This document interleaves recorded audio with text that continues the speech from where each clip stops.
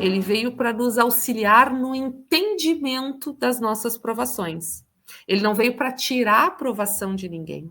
Ele não veio para se assemelhar à justiça, para dizer quem está certo, quem está errado, ou para privilegiar alguém.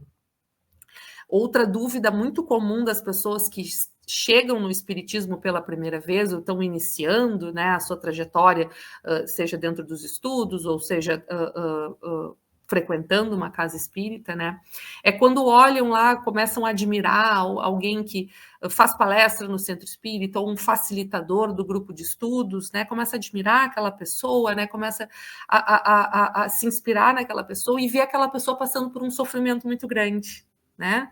Ou com ela, ou com alguém próximo a ela, e as pessoas costumam dizer assim, mas como é que pode, né? Uma pessoa tão boa, né? Ela é espírita, por que ela está passando por isso? Ou por que Deus permite, né, que aquela pessoa boa, que aquele espírita passa por isso? Como se nós espíritas, né, pudéssemos pular as nossas provações. Ao contrário. O espiritismo ele só reforça ainda mais a nossa força de passar por aquela aprovação. Ele não faz com que a gente deixe de enfrentar as dificuldades que a gente precisa enfrentar. O espiritismo ele só nos auxilia a passar por elas com mais coragem, com mais força, né, e com mais entendimento. Então, o espiritismo não é o justiceiro, é o consolador. Ele nos consola. Né? Eu acredito que todos os irmãos que estão aqui assistindo, né, já passaram por alguma situação, né, e muitas vezes a gente, na maioria das vezes até eu digo, a gente chega no espiritismo através da dor. Né? Infelizmente a gente nem sempre vem pelo amor, nem sempre a gente resolve conhecer aquela doutrina diferente ou aquele lugar diferente só por uma curiosidade. São poucos os casos. A maioria dos casos, o que nos traz até o espiritismo é a dor. Né? É quando a gente está passando por uma aprovação, quando a gente perdeu alguém muito próximo, né? E a gente acaba procurando. Então, a dor nos faz ter esse movimento, né? Nos faz buscar essa nova doutrina, esse novo conhecimento. E muitas vezes a gente pensa que quando a gente chega lá, os nossos problemas serão resolvidos.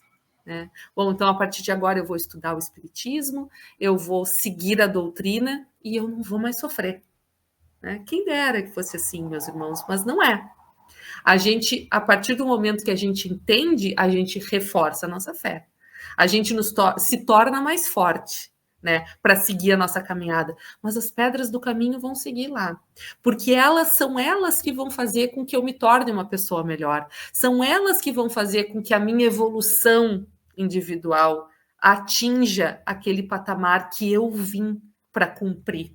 Talvez se eu não tivesse o espiritismo ao meu lado, eu fosse passar por essas provações de uma maneira mais renegada, né? Eu fosse passar por essas provações me sentindo a vítima, né? Cobrando a justiça indevida de cada situação, né? E isso atrasaria muito mais o meu progresso. Quando eu paro, vocês podem notar que quando a gente passa por uma situação e que a gente se renega com essa situação, muitas vezes a gente passa ali na frente por uma situação semelhante, pior. Mais, né, um sofrimento, uma dor ainda maior. É como se a espiritualidade nos dissesse assim, bom, se tu não aprendeu dessa vez, eu vou ter que puxar um pouquinho mais, né? Vou ter que fazer com que tu sofra ali um pouquinho mais, vou ter que fazer com que doa um pouquinho mais, já que tu não aprendeu com essa dor pequena. A dor vai ter que ser maior, né? Porque a gente aprende pela dor. Vamos lembrar que a gente ainda se encontra num mundo de provas e expiações. Estamos aí nessa transição planetária, né? Que nós não sabemos direito, assim, não temos uma data, né? Quem dera que tivéssemos uma data, a partir daqui é mundo de regeneração, né? A partir de hoje, daqui para frente, a gente está no mundo de regeneração, mas não é assim que funciona, né? Esse movimento está acontecendo, a gente sabe que essa transição está acontecendo, mas ainda somos um mundo de provas e expiações.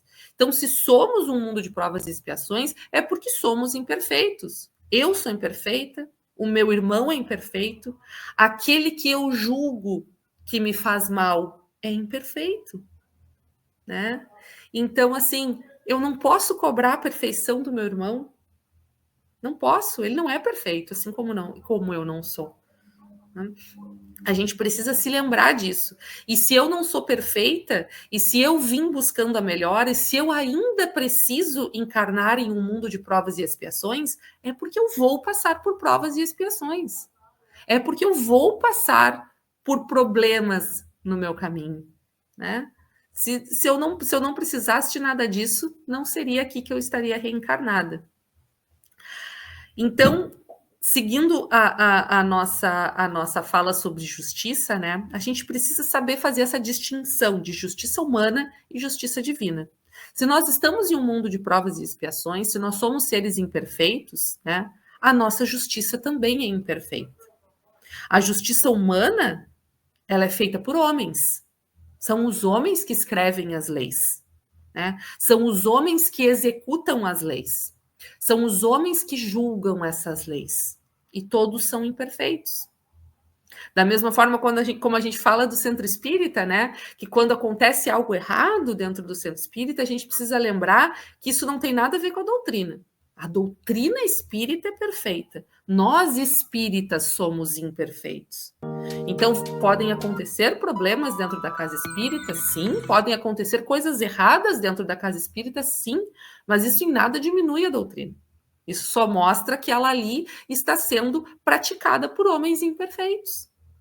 Então, a justiça é da mesma forma. A justiça humana, ela é, sim, imperfeita. Ela está muito longe da perfeição.